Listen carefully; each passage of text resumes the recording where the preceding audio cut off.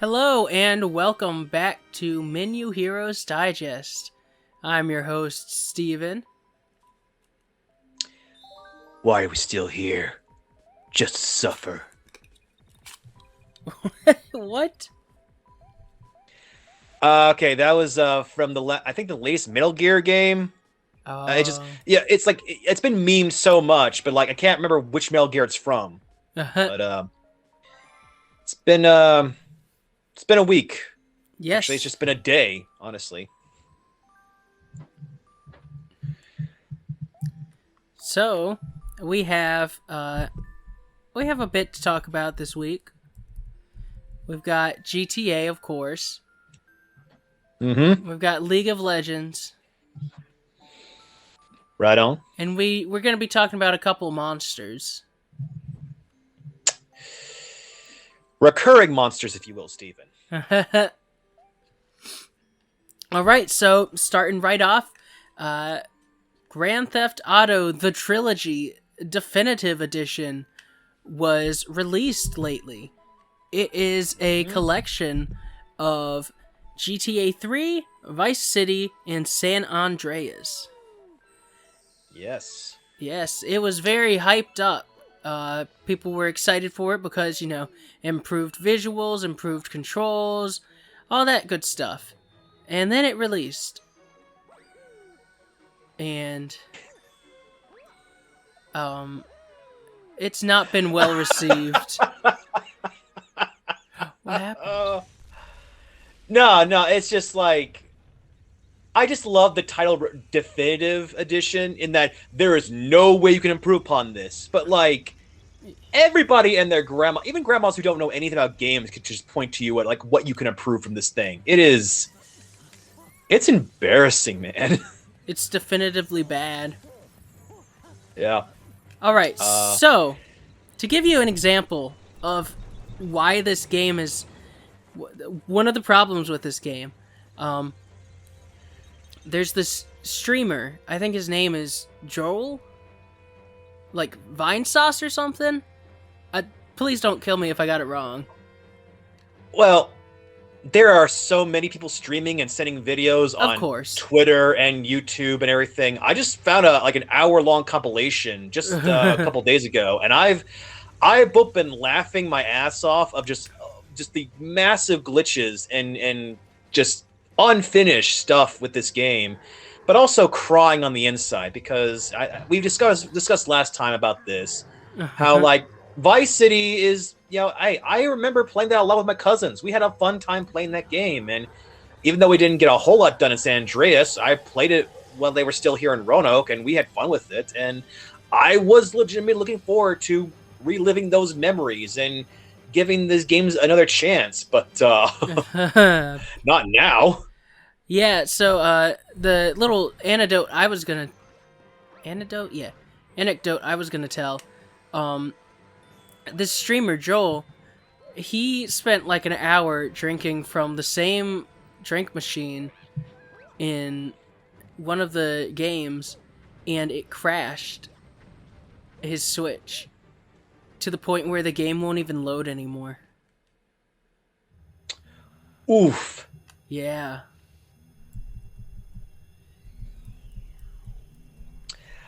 Oh, to me, well, two videos come to mind. One are just supposedly with like just people just like driving by the same street and just all of a sudden their cars go flying around, spinning around and catching on fire and just blowing up. It is easy to blow up cars in these Definitive Edition, much more than I remember. I mean, maybe it was maybe it didn't take too much to blow up a car in the original games, but like this, you just have to just go near a car and it'll just blow up. It's insane how how little patchwork there was put in this game or in this Definitive Edition. Yeah. So like there's been some praise for the controls, how they feel better than the original, but it's mostly, criticism because it's $60 for a supposed definitive edition, and it just, doesn't feel like it. Well, what hurts even more is, and we'll talk about this a little bit in a moment, but again, people have been modding this game on PC for years now, and I want to go on record saying that I want to retract one thing I said a while back, in that, most of the time when you have a game on console and PC, the console version is better. Clearly, these modders have been proving me wrong, because they've been like doing legitimately like grade A like enhancements to GTA, especially like GTA San Andreas. Like, again, another video I found was comparing the definitive edition to a mod just like 3 or 4 years ago that looked way better, much more crisper, a lot more detail, a lot more cinematic, and like that's just how they modded the game to look that way. And it's like, wow, maybe if Rockstar could have hired some of these people before like starting their definitive edition, this might have worked, or looked better than this. Yeah, that's another big problem people have with this, and so we'll go ahead and move on to the next story because it segues right in. Yep. Prior to the announcement and release of the definitive edition, Rockstar, or I guess it wasn't exactly Rockstar, it was let me see. Take-Two is the company. Take-Two, they were removing mods and the original versions of the GTA games prior to releasing this. Which, it's never a good idea to, completely remove your original versions from availability. Oh my god. This whole week I discovered this channel called Matt McMuscles. He's been doing these. He's done like Let's Plays and everything, but he also does videos called What Happened. It's all about like the disastrous, like behind the scenes stuff behind games and game related stuff, and occasionally some movies here and there. And I had just watched a video about Warcraft 3 Reforged. If you remember all that drama. I do not exactly. It sounds familiar, all right, but refresh me. I will. Well, basically, it was something rather similar to what's happened with GTA. Warcraft's been a beloved PC, RPG franchise, been going around. World of Warcraft's been huge, massive, and before World of Warcraft, there was Warcraft 3, which had its fair share of modders that would like enhance things here and there, add some stuff in there here and there. And basically, Blizzard had the idea of like, hey, we promise we're going to do enhanced versions of Warcraft 3. It's going to look more cinematic. There's going to be cutscenes. There's going to be all kinds of, like, all the little bugs you had and things you've been talking about. We're going to finally fix them.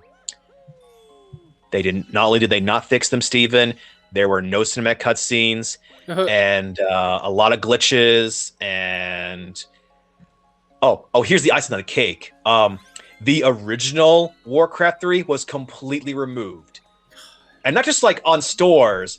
Even if you had a physical disc copy of Warcraft 3 and you put it in your PC, like it would, as you start it up, it, like automatically, I guess because you need online to help get a lot of features, it would just erase the old Warcraft 3 and put in the Reforged version. Oh my god. And guess how well the Warcraft fans took that? I wouldn't take that well.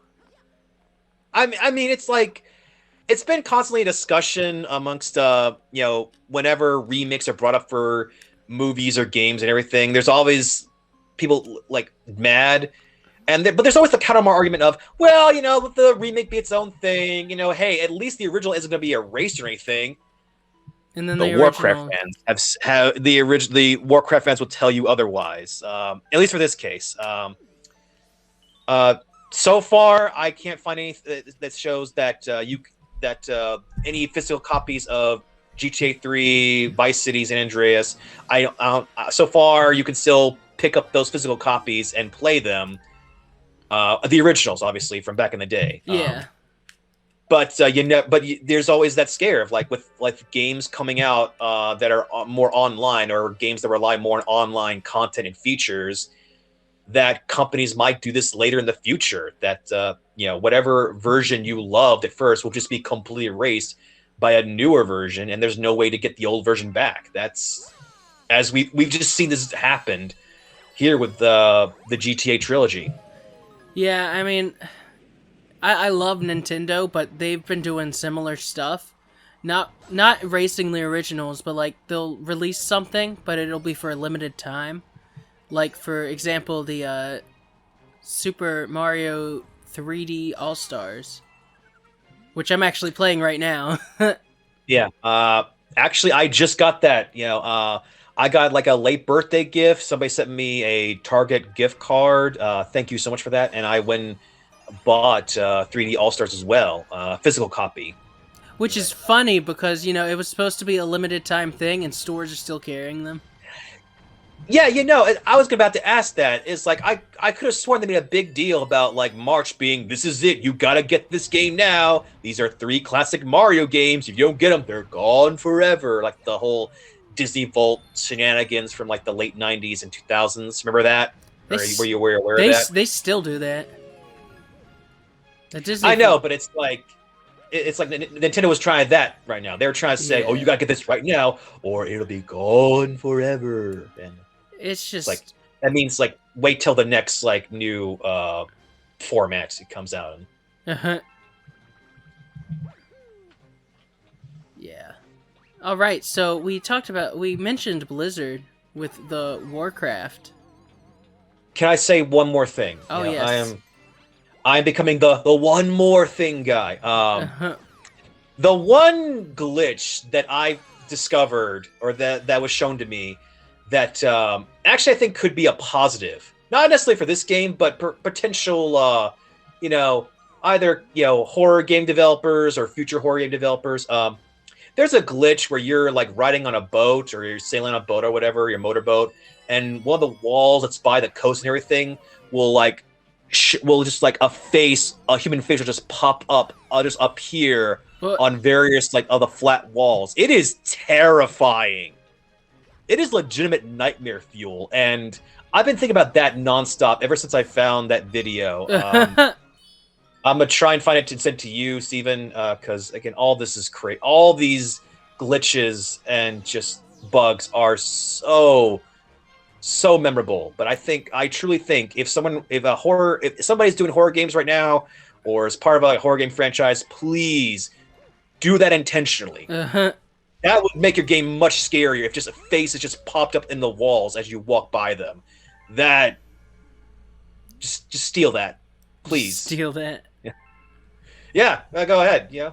I mean, there's been several cases where glitches or accidental programming has led to features in games. My mind has literally gone blank with what they are, but I know they exist because I've read about them before. We talked about on the podcast a little puppet horror game. Oh yeah. Where like the developer had just accidentally like placed all the puppets in one place, and he just like went crazy and multiplied and everything like that. And, like he said, and I think the developer said, I will try and use that feature, but not for this particular puppet. I'll think of something else, or I'll think of a new puppet for that particular or something. And I say, yes, good. That was legitimately scary.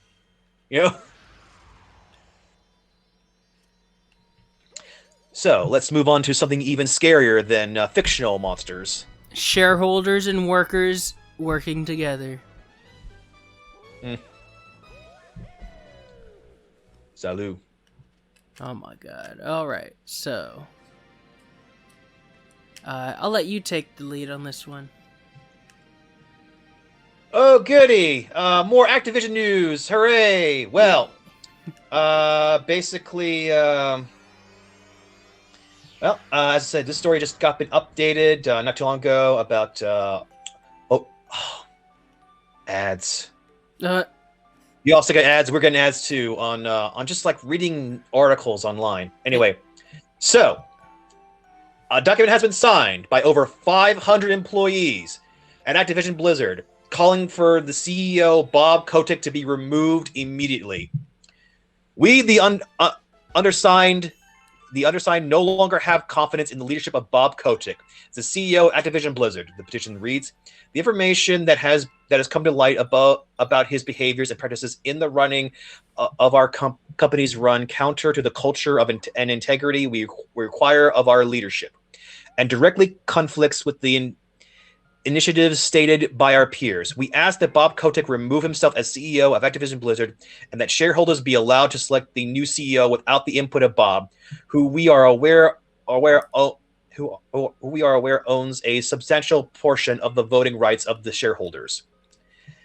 And if you are just now tuning into this, or you have no idea what's been going on with Activision Blizzard, a lot of messed up stuff has happened. A lot of cases of sexual harassment and discrimination against female employees have been going on for quite a while now, on both the Activision and the Blizzard side of things. And originally, when all these stories were covered in June or July, when we were first covering this or discovering this, Bob Kotick has been saying, "Oh, I didn't know this was happening. I'm as shocked as you guys. I had no idea." Well, it turns out that was all a lie. Put on your shock face on. Because not only has he been fully well aware of all of the sexual misconduct and harassment going on, he's also been threatening some employees who've been speaking up. And I mean actually threatening to kill them if they ever spoke up anymore. So, Bob Kotick is just as evil as all the Photoshop devil horn faces are that you see him whenever you serve his face.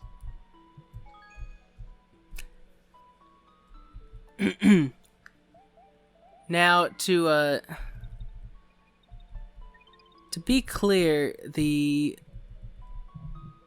I'm trying to find where it was.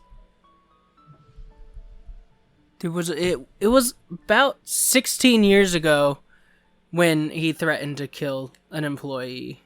So it's not something he's done recently, but he's still contributed and is still contributing to the whole frat boy environment and the whole culture.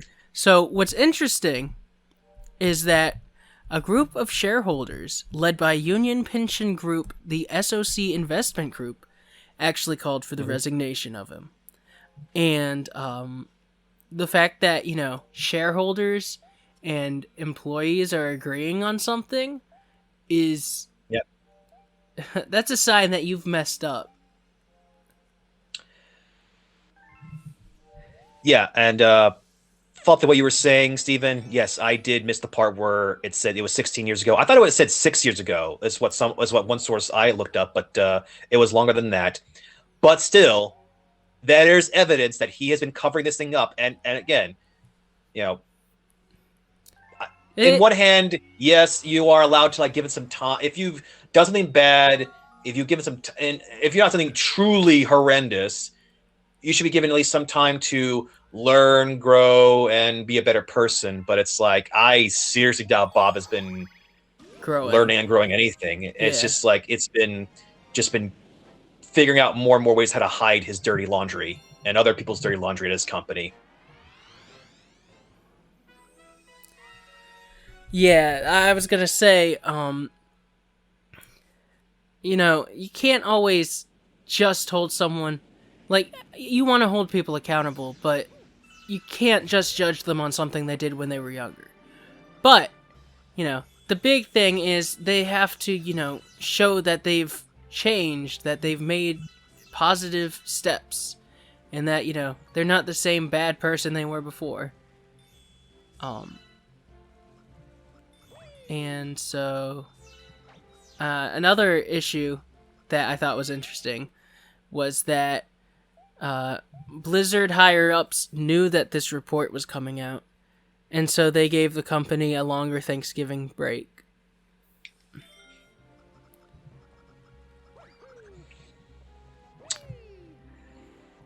Yeah, I don't mean to be a cynic or anything, but now it's starting to make me think of when we just covered the Ubisoft thing with the Canadian division of that. Oh yeah, we're giving yourselves more breaks and more bonuses. Yeah, again, I don't mean to keep seeing evil in this world, but it's all these are all tied together simultaneously, and it makes me. I'm starting to like form my own conspiracy theories, okay, man? And I don't like it, but like it's also very possible that now Ubisoft, like they're really trying maybe even harder to like keep their things like hidden or what have you. And it's just right now we all have all our spotlights on Activision Blizzard.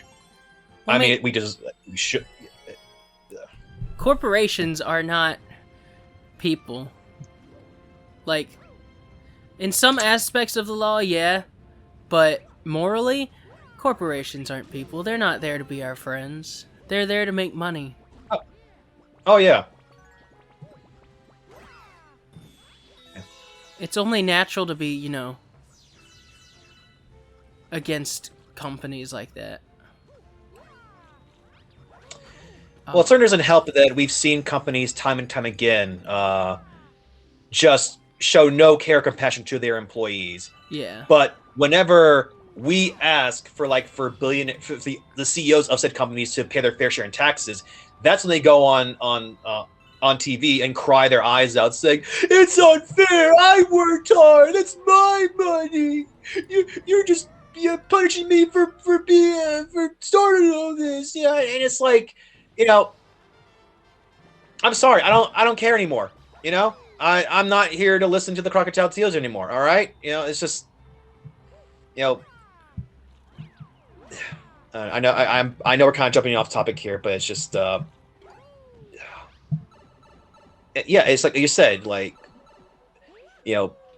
won't somebody think of the shareholders?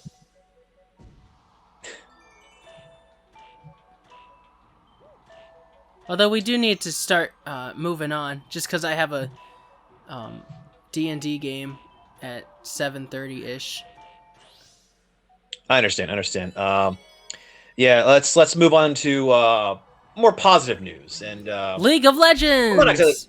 Yes, and while not exactly D&D, it's very fantasy-esque from what I gather. And I'll take full disclosure here. I have never played League of Legends. I haven't either. So I mean, I am aware of the game.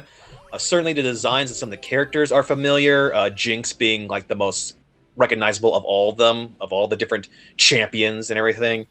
So I'm going at this show.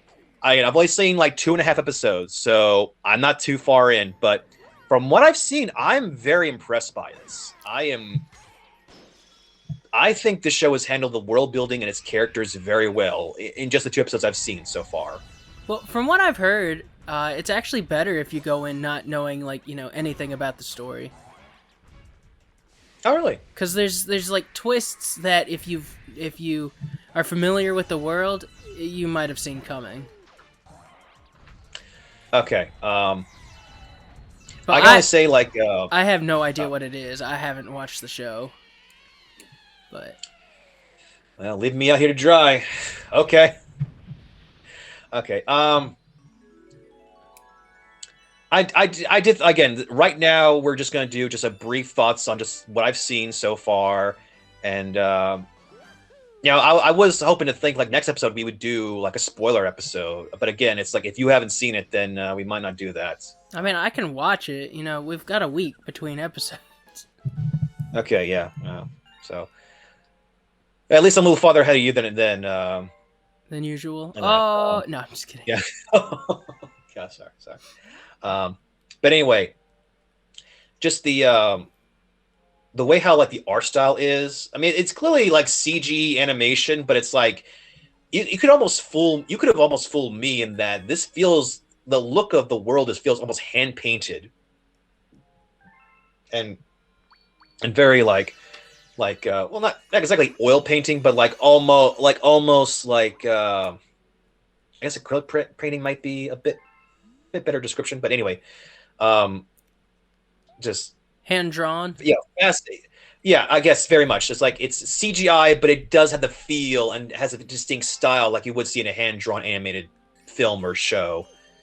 So kudos to the team behind that. And as I said, I am already in half an episode. I was already gripped and invested with the young characters you introduce. I mean, some players out there might be familiar with this, but the characters we see first are Vi, Powder, who I'm pretty sure it's going to be Jinx. They've done hints to like, oh, she may be this other blue-haired character that the franchise is well known for. But on that is like the other kids are like Milo, and I think Clanker is the other one. But yeah, you get mostly their point of view and everything. And again, I'm already invested. I'm already just excited, intrigued, but also terrified because they constantly put these kids in danger, Steven. This is like some like old school like 80s and early 90s films where they have no problem putting the kids in danger. And as I said, already like the world they set up. Pilfthold, I believe, is what the city is. Of like, clearly like very much a lower class versus upper class kind of thing going on, and all the kids are like living in the underground and everything. It's as I said, I'm a sucker for those kind of stories, and I know we mainly because like I'm constantly rooting for all the rich jerks of the world to like get their comeuppance. So this already got my interest here, and as I said, it does have me curious about the world of League of Legends and where all these characters go off to. But of course, I'm gonna wait till the season's over to like fully get interested in seeing what all League of Legends the game League of Legends has to offer. Because I believe it's just it's an MMO RPG, is what I believe. It's a MOBA, multiplayer online battle arena. Some people have basically compared it to like some sort of soccer game or something. Soccer? Oh, okay. Yeah, I don't know. I've heard right. I mean, I didn't imagine that. I imagined like not exactly like Warcraft or World of Warcraft, but I thought this would be the setup for an RPG world. No, it's like a see who can score the most points. Like, have you played Pokemon Unite? I've seen trailers. I haven't gotten a chance to play the game myself. Well, Pokemon Unite's like Pokemon League of Legends, basically. Okay. Well, as I said, I'm really enjoying the show right now. I think this has done a really good job of like getting me interested in the characters and seeing where all they go and everything. And again, it is great it's interesting to see like even when people who aren't experienced with this whole franchise is like interested in, because of course, obviously it wasn't that long ago that Netflix had another video game based TV show called Castlevania. Yeah. To which I saw day one. I loved it. And it was interesting to try and get other people to like get to see their reaction towards it.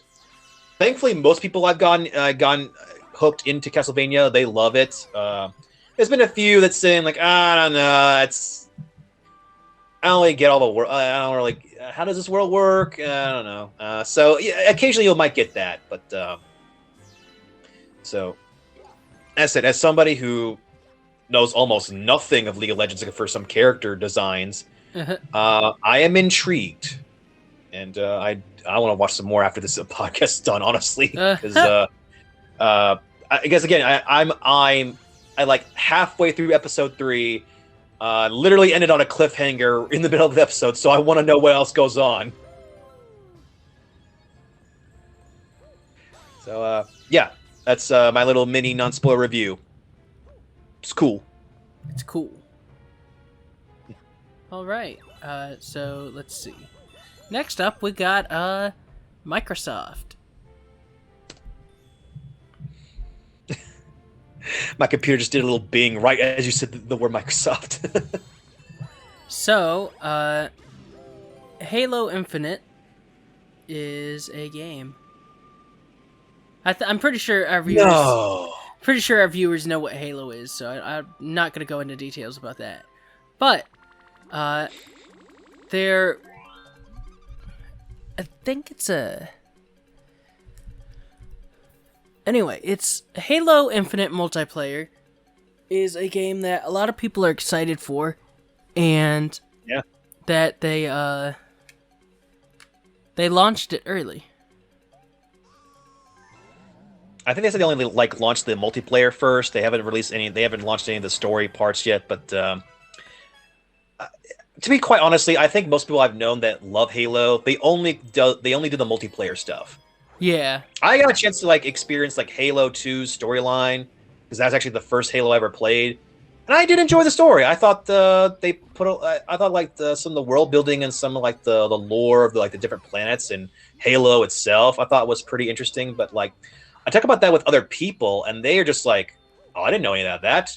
I just played the multiplayer." So again, this is a game. If you get multiplayer right, if it's fun and engaging, and you just get a bunch of people to like play around with you, that alone's going to make this big bucks. So I know there was another story about how the battle pass for this game is not great, but again, I'm telling you, Steven, multiplayer is like the main thing that people love about Halo, and yeah. I think it'll do just fine if battle pass is not great. So yeah, the anniversary of the Xbox, 20th anniversary of the Xbox actually, was November 15th, just a couple days ago. Yep. I am old. I remember when it was first out in stores. Oh man. Oh man. And again, it was like my cousins that got it, and it was like Halo was what we played first. Then Blink or Brink, the time traveling cat one. We had like those. We had the first one and second one, and we both had a fun time playing it. But they just never did another Blink game ever again. Of course, with like Halo being the flagship, unfortunately, you don't really need Blink. Yeah. Sadly. Yeah. They announced it during their little Xbox event. Yep. And originally people were having issues downloading the beta. And so if you're still having issues, they suggest that you reset your console. Like not like factory reset it, but like restart it. Okay, so just like on off is what you're trying to say? Yeah, and it's free to play. Okay. I was like, at first I was like, oh man, are they gonna have to like just erase all the data in the game to get it right? What? No. But no, it's nothing that extreme. Oh no, we would have a whole other story if that were the case. But yeah. Again, other than Battle Pass, good day for Halo fans. Yeah, good day for Xbox fans. I like Xbox. I have one. I also like PlayStation, though. Yeah, for me, it's like I've always been PlayStation. Actually, before that, I was Sega, is what I was. But that obviously ended. That crashed and burned. Yeah. So I moved on to PlayStation and, of course, Nintendo, obviously. But again, it's like my cousins are the ones that have Xbox. And by all means, there are some great games on there. I'll certainly love playing stuff with them. Yeah, I don't think I'm going to get Xbox anytime soon. So by all means, let me know how Halo is. Or we can play it sometime, or try it out. Oh, I mean, I don't have it, but I don't have the internet to download that. I'd have to physically take my console to like Danville so I could use Wi-Fi there, or to my grandma's house. So if any of y'all were hoping for Halo play on Many Heroes, kiss those dreams goodbye. That ain't happening. All right, so let's talk about the Game Awards that are coming next month. The Game Awards. Yeah, that thing that like actually doesn't matter too much. No, I've never sat and watched it, but people make game announcements there, and they have some awards. So yep, that's cool. Mm-hmm. So the awards are actually based on fan votes. Yeah, I was about to ask how the races went or how they did, because I know like something like the movie awards, like the Oscars. Like they actually do have a certain set of film directors and writers and journalists that are part of a committee that do like they obviously like look at the nominations, or like they pick the nominations and then they like put in a vote, like, you know, which they would go for. Yeah. So I was curious if something like that happened, but this is all purely fan vote and fan created. Okay. Mm-hmm. So yep, you sign in and vote on the official game awards page. So let's go over the nominees that are available. okay, do you want to start with game of the year, or do you want to wait till do you want to go to the bottom list then work your way up? I was just starting from the top. Okay, I mean, all right, just go right to the main course. Okay. Yep. So we've got actually, yeah, you know what? I'll start from the bottom and go up. That's all right. So first we've got best okay. role playing. We've got, my God, Cyberpunk 2077, which that ain't winning. I'm telling you, I'm sorry. We all were hopeful. We all were excited for that game, but it crashed and burned, literally crashed and burned. GTA on the launch. GTA Definitive Edition's better. Oh, I mean, only slightly. I mean, it's like there's a lot of glitches in GTA Definitive Edition, but like it's just so easy for you to go around a Cyberpunk to just fall out of the world. So it's so easy to fall out of the entire world with that game. Cyberpunk was also a new game. Well, yeah, Cyberpunk was a new game, not a remake. So, you know, GTA might actually be worse. Yeah, I'm just bouncing my head of well.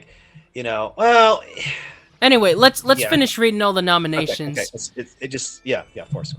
So we've got Cyberpunk 2077, Monster Hunter Rise, Scarlet Nexus, Shin. Oh my God, I'm gonna butcher this.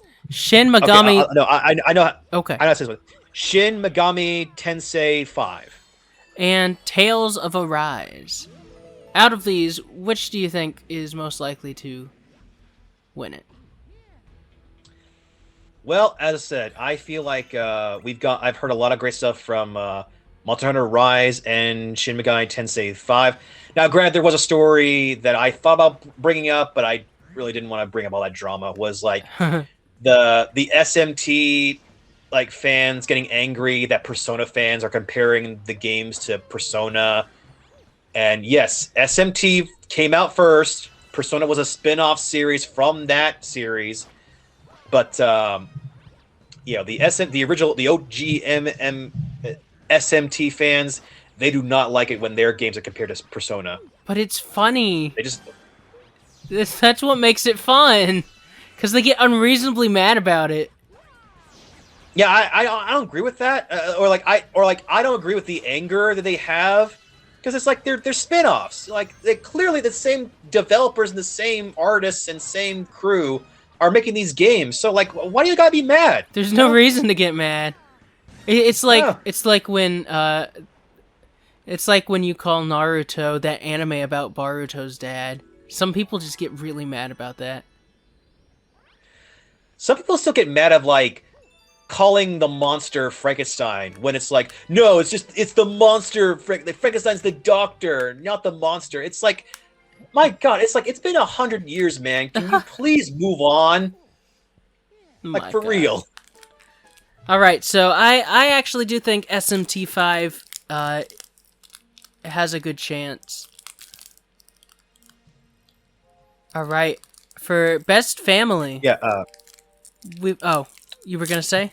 Family. I was gonna say family. Oh yeah, family.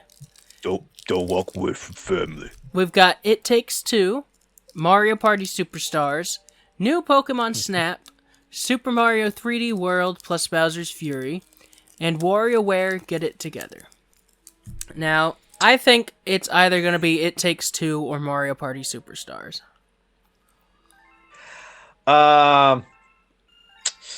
Yeah, honestly, I think it could go either. I'm thinking Mario Party, or I'm thinking like WarioWare. I think like it's also again. I think people have just been so hyped and excited for Wario to come back again. So I think it has a fair shot. Honestly, I'll be honest with you. I don't know a whole about It Takes Two. There's a Let's Play channel I've been following that they are just now covering that, and I will sit down and watch their videos of it. But I can't really say one way or the other what my feelings on that right now. I can't either, but I've heard about it. I feel like Pokemon Snap. I like there was hype for it, but I think the hype has died down. I think there's not that many people talking about that game right now, or it's like, it's a new Pokemon Snap, but it's fun. But like, the reason I think Mario Party Superstars has a good shot is because a lot of people were praising it as a return to form for the series, which is funny because it's just like basically they just took boards from the N64 games. There's nothing new in the game. I know, but again, it's one of those things where like there are some Mario Party fans who have not liked the recent Mario Party games. Yeah. That want it so badly to return to form, as they say. And again, that's where I think, that has a high chance of winning this award. But hey, Wario could never mess. Yeah. Well, to mess with the Wario, he wants the gold. All right. So now we've got most anticipated game. We've got Elden Ring, God of War Ragnarok, Horizon Forbidden West, the sequel to The Legend of Zelda Breath of the Wild, and Starfield. I'll be honest, I don't know how to feel about this particular category because like we all get hyped and excited for things, and so many of these could end up being big disappointments. I hope not. My soul would die if the Breath of the Wild sequel was terrible. I can't imagine it being terrible though. Like I know, but it's like there's always that possibility, Steven. The timeline could always get darker. I think like the worst Zelda mainline official Zelda game we have is Triforce Heroes, and even then, it's not that bad. It's just impossible to play. I keep forgetting that game exists, honestly. Like, I remember the one with like the bird hat. I remember that one before I remember Triforce Heroes, honestly. So, which one of these do you think could win? Because I honestly have no idea. Well, I'll say like as of right now, Elden Ring. Like again, it's already been. I think the beta already came out, and people have been trying it out. Overall, like just positive, but I think like I'm not sure if it's like the thing they were really hoping for, so that might hurt its chances. I feel like it's either God of War Ragnarok or the Breath of the Wild sequel, because I said they've only just gone teases. They've only gone like small trailers. We haven't seen any full gameplay yet, but like both when they did show and like both Nintendo Direct and the PlayStation or Sony conference thing, like people went nuts. That's what the thing what everyone was talking about, and everyone was just like every streamer online was like, "Oh yeah, finally, yes, awesome, I can't wait." So I'm thinking either one of those is going to be it. You know, the fact that you can't play that supposedly, for what we've seen, you might not be able to play as Zelda or not have the option to play Zelda in the game, and that might hurt this game's chances. I don't know why people think you're gonna be able to play as Zelda, because it's not something that's ever happened. Not true, Steven. It happened on the Philips 3DO, okay. I think. It's never happened in an official. I know, Steve, but I love bringing that one up. I should have known you'd bring that up. Although, to be honest, the overworld theme from Zelda's Adventure is pretty all right. I mean, Yeah, I'd say music. Okay, that one had the best music of those three games, and I'd say like okay, not the actual like movement of the world, but I'd say like the world itself looked pretty all right, or looked like it had potential. It's just like that Philips console was just it was not made for games. And Philips themselves said when they were making that, we're more of an entertainment thing. We want to just grab families and like we might do a game or two, but not really. Because it's like it's like the two Mario games and the three Zelda games are like the only things they had as games for real. Everything else was like a glorified VHS. Yeah. All right, so let's keep moving on because it's getting close to 7:30. Yep. Right on. So we got Best Mobile Game. We got Fantasian, Genshin Impact, League of Legends, Marvel Future Revolution, and Pokemon Unite. I think Genshin Impact, League of Legends, or Pokemon Unite have the the strongest chance. Yeah. Speaking as a Marvel fan, I have not been hearing much rumblings of this game. I mean, I haven't heard anything terrible about it, but it's like ever since like Marvel's Avengers game came out, like it's kind of hurt everybody's expectations for any Marvel game other than Spider-Man. Yeah. Even though like the new Guardians of the Galaxy game has actually been getting some positive reviews, it's been getting a lot of good feedback, but I'm sure like it's only because when people actually played the game that people got interested in, because Marvel's not always put their A game in some of their games, or like their more recent games, I should say, other than Spider-Man. But as for who I think will win, I truly think League of Legends has a good shot of winning this, simply because there's been so much new hype and new energy and a new audience that's been coming in from the show. Yeah. That are like going to give the game a try. So again, this is purely as I said, a viewer vote or like a fan vote thing. So I'm thinking there that the new fans of the show are going to come over to like vote for League of Legends. It's entirely possible, and very good point. Yeah.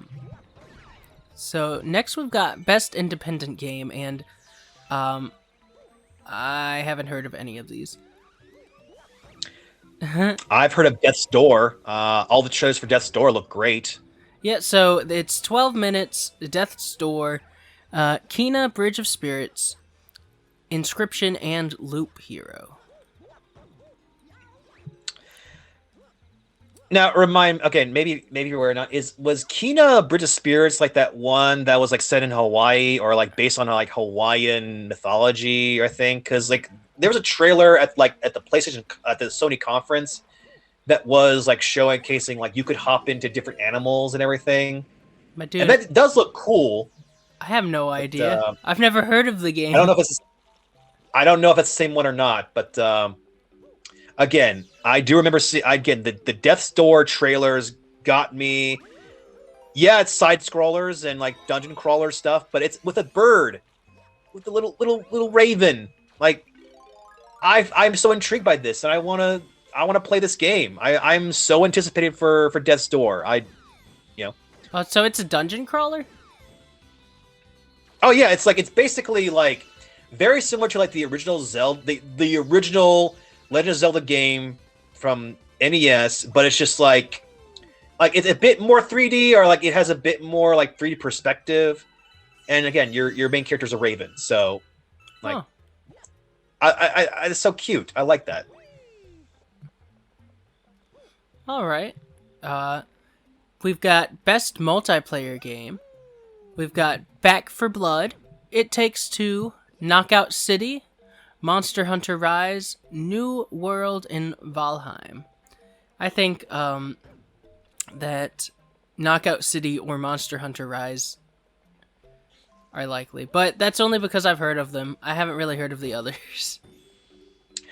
Well, I have heard of Back for Blood. It's like the same team who did make Left 4 Dead are the ones who made this, and that's why there's a 4 right in the middle to basically say, yeah, this is our Left 4 Dead 3. Okay, yeah, we couldn't make a third one because of all this other stuff that happened long time ago. So we're on a new company. We're doing a new thing, but we're hoping to give you the same fun and feel from the Left 4 Dead games. And yeah, I do miss those games. So unfortunately, there was a massive, if you call a hiccup. I truly think it was not intentional, but basically, like, Back 4 Blood released its beta, or at least a demo, way back. I don't know if we ever covered this or not, or maybe it was something that happened before we started the podcast. But basically, like, there was a issue with the audio, in which the zombies sometimes the zombies would have two different sound clips that sometimes those clips would mesh together. And it ended up sounding like the N-word. No. Yeah, and of course, that was everywhere online. The developers had to apologize for that. Had to say, we seriously did not mean for that to happen. We did, that was two audio clips that just got caught together that were set just back to back, and it just unfortunately, I believe made the word we cannot say. I mean, yeah, stuff so like that happens. That was intentional. Yeah. My God. We did not cover that. I think that was before we started this. I would have remembered that. This is terrible. Yeah. Oh, yeah. So I think that's the game that's not going to win this, unfortunately. Or just I think people are going to still remember. Because negative associations, even if they're by accident. Yeah. Yeah. So, I've heard, again, it's plenty of Let's Play channels that I've checked out. I have talked about Knockout City and how fun it is. I think legitimately has a good chance, but that Monster Hunter brand, Monster Hunter, one of Capcom's big brand Monster Hunter is one of Capcom's. It's one of their biggest properties now. Yep, brand recognition is big. All right, and then we've got Game of the Year. Also, quick aside. These were not all the nominations for these categories. It's just these were, Nintendo-related ones that we got from Nintendo Life because we're a bunch of hacks who just don't have original thoughts. We just no. Yeah, Shigeru Miyamoto is giving us dump trucks of money here, just talk about nothing but Nintendo here, and just dunking on Sega. Hey, it has nothing to do with the fact that I was a big Sega fan that loved the many games that Sega put and was constantly disappointed by all of their terrible, terrible choices in game and business management. Oh, that reminds me. Miyamoto is 69 years old now. Nice. His birthday was recently, so happy birthday, Mr. Miyamoto. Yeah, you have a nice birthday, Mr. Miyamoto. God. So anyway,